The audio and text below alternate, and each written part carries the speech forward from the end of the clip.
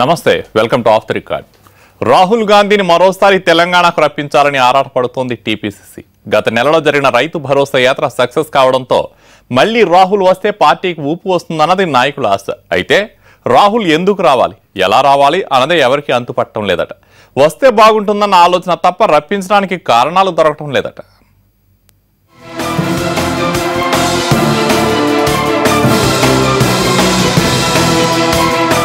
తెలంగాణలో కాంగ్రెస్ యువరాజు రాహుల్ గాంధీ టూర్ కోసం టీ కాంగ్రెస్ తెగ ఆరాటపడుతోంది.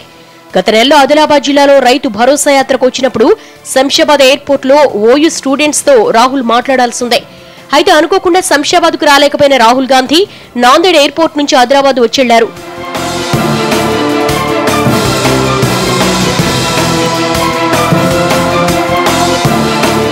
మరోసారి రైతు భరోసా యాత్ర కోసం ఈ నెలాఖరులో అనంతపురం వస్తున్నారు.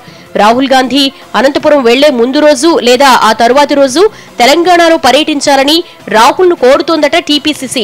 రమ్మనే వరకు బాగానే ఉంది, కానీ ఆయన ఏ కారణం చెప్పి పిలవాలి, ఎక్కడికి పిలవాలి అన్న దానిపై నేతల్లో స్పష్టత కొరవడుతోంది. ఓయూ వరకు ఓకే, కానీ ఉద్యోగాల భర్తీకి తెలంగాణ సర్కార్ ఏర్పాట్లు చేస్తోంది.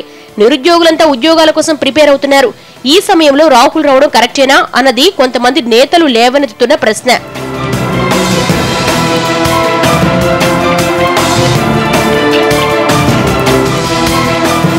అంతవరకు బాగానే ఉంది. వరంగల్లో కూడా రాహుల్ టూర్ ఏర్పాటు చేయాలనే ఆలోచనలో తెలంగాణ పీసీసీ ఉంది. కడియం రాజీనామాతో 4-5 నెలల్లో వరంగల్ లోక్సభ సీటుకు ఉప ఎన్నిక జరగబోతోంది.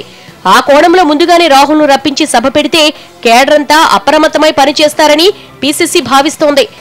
ఈ ఆలోచన అయితే బాగానే ఉంది, కానీ ఒకవేళ ఈ ఎన్నికల్లో పార్టీ ఓడిపోతే పరిస్థితి ఏమిటన్నది ఇంకొంతమంది ప్రశ్న. స్టార్ క్యాంపెయినర్ గా రాహుల్ వచ్చి ప్రచారం చేశాక కూడా పార్టీ గెలవకుంటే ఆ నష్టం తీవ్రంగా ఉంటుందని, అది రాహుల్ ఖాతాలో పడితే జాతీయ స్థాయిలో ఇబ్బందని నేతలు చెప్తున్నారట.